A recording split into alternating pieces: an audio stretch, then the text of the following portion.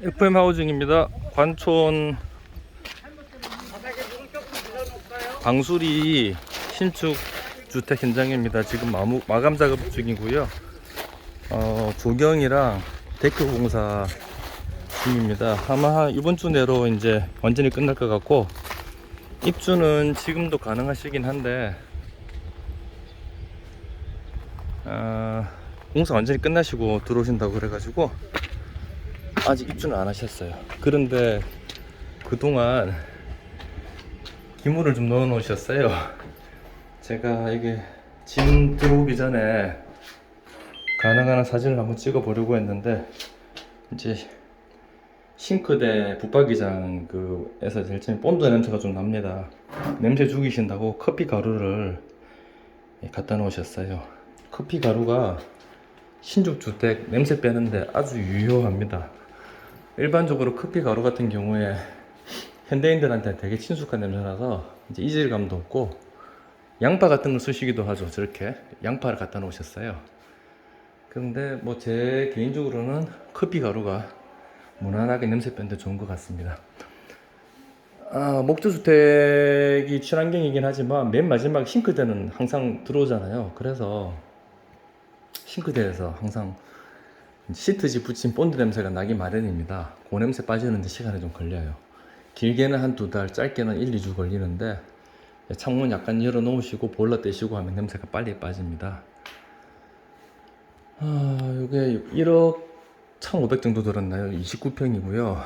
단촐한 구성입니다. 여기는 이제 약간 중급 정도 집으로 보시면 되고, 건축주분은 50 초반 되시는 분이 40, 50 넘어가시는 그 나이대 분이신데, 색상은 문 같은 경우에는 와인 색상을 적용을 했고, 싱크대는 건축주님이 직접 고르신 거예요. 그러니까 서울에 계신 지인분께서 싱크대를 하러 일부러 내려오셨어요.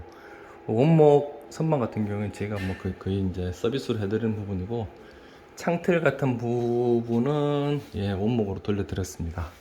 그리고 창은 프로젝트 창을 썼어요. 단창이긴 한데 성능은 충분하고요. 제가 이걸 저희 집에 설치해가지고 몇 년 써봤거든요. 그런데 괜찮았어요. 단창이지만 유리는 2중이고 23mm 2중이고, 뭐 겨울에 춥다거나 여름에 덥다거나 그런 건 없습니다. 기본적인 골격이 목조 주택에 요새 인슐레이션까지 이제 되게 치밀하게 들어가요. 규정이 올라가가지고 이제 규정이 강화되는 바람에 인슐레이션도 옛날보다 더 많이 들어가고 해서 기본적인 골격이 단열이 잘 되기 때문에 요즘 샤시들이 또 웬만큼 나오거든요. 그래서 웬만큼 해놔도 이제 단열은 나옵니다.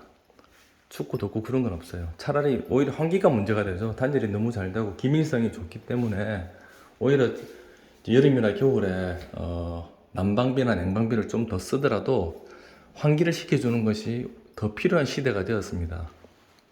한때 패시브 하우스가 유행을 했었는데 요즘에는 그런 말 잘 안 하죠. 왜냐면은 웬만큼 다 단열이 되거든요. 기밀성이나 그런 부분도 물론 중요하지만 최신 주택들은 오히려 창문 좀 열어주고 현관문도 좀 열어주고 항상 통풍시켜주는 것이 또 코로나 시대에 맞는 생활 방식이 되었습니다. 욕실은 하나짜리 집이에요. 건축주분이 공간을 좀 넓게 쓰는 걸 선호를 하세요. 그래서 욕실을 하나를 넣었고, 요 수전이나 샤워, 해바라기 샤워기 같은 경우에는 신형 디자인인데 가격이 그렇게 비싸지 않습니다. 요거 같은 경우에 18만원인가 19만원 정도 줬던 것 같아요. 올 스테인레스고, 이제 부모님께서 연세가 있으시기 때문에 혹시나 모를 안전사고에 대비해서 장애인용 손잡이를 달아두었습니다. 바닥이나 타일 같은 경우 요즘 웬만한 거 잘 나옵니다. 이게 비싼 타일은 아니지만 중저가 타일인데 이제 미끄러지지 않게 이렇게 거의 논슬립 형식으로 나오고요. 욕실 도어 같은 경우에도 요즘엔 다 ABS로 나오거든요. 그래서 뭐 옛날같이 물에 불거나 그런 일이 생기지는 않습니다. 저는 개인적으로 욕실이 좀 더 컸으면 좋겠는데 조금 아쉽고요. 여기는 간접 조명을 설치할 파우더룸이에요.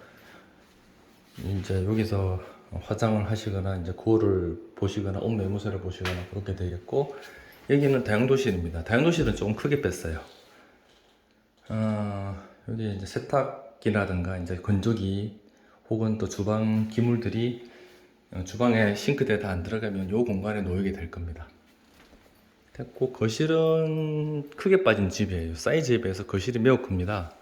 방을 2개밖에 넣지 않았기 때문에 거실은 크게 빠진 셈인데, 실제로는 이 집에 이제 드레스룸도 따로 있고 다용도실도 따로 있고 파우더룸도 따로 있기 때문에 방 개수가 작다고는 할 수는 없습니다. 하지만 주거용 방은 일단 2개라는 점. 여기는 이제 게스트나 이제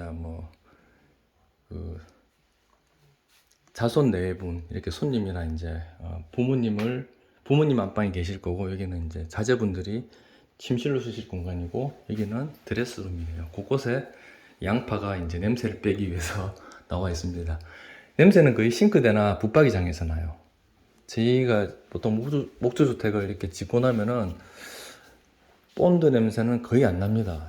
바닥에서 조금 날 수는 있긴 한데 거의 다 싱크대라 보시면 되고요. 장판 보시면은 요거는 타일이 아니고 장판이에요. 약간 웅게 보이실지 모르겠는데 살짝 웁니다. 신축 주택은 조금씩 울게 마련이에요.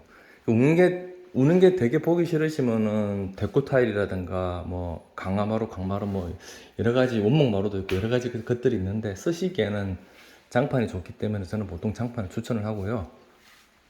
장판이 이제 신축이라서 조금 우는 부분들은 2번째 장판부터는 완전히 잡힐 거라고 말씀을 드립니다. 항상 신축은 그 바닥 방통에서 통미장에서 가스가 올라오는 편이기 때문에 우는 걸 완전히 잡기는 힘들어요. 그래서 제가 항상 미리 말씀을 드립니다.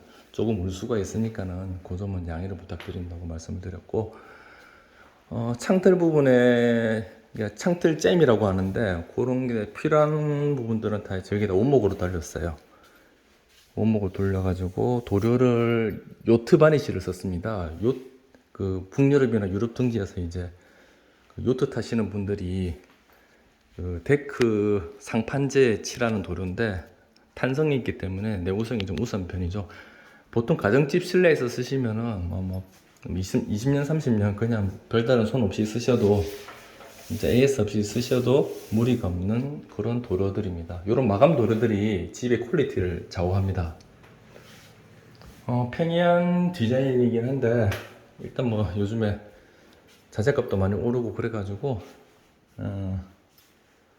일단은 건축비를 줄여야 되는데 최대한 집중을 했지만 조금 퀄리티를 조금 올린 집이에요.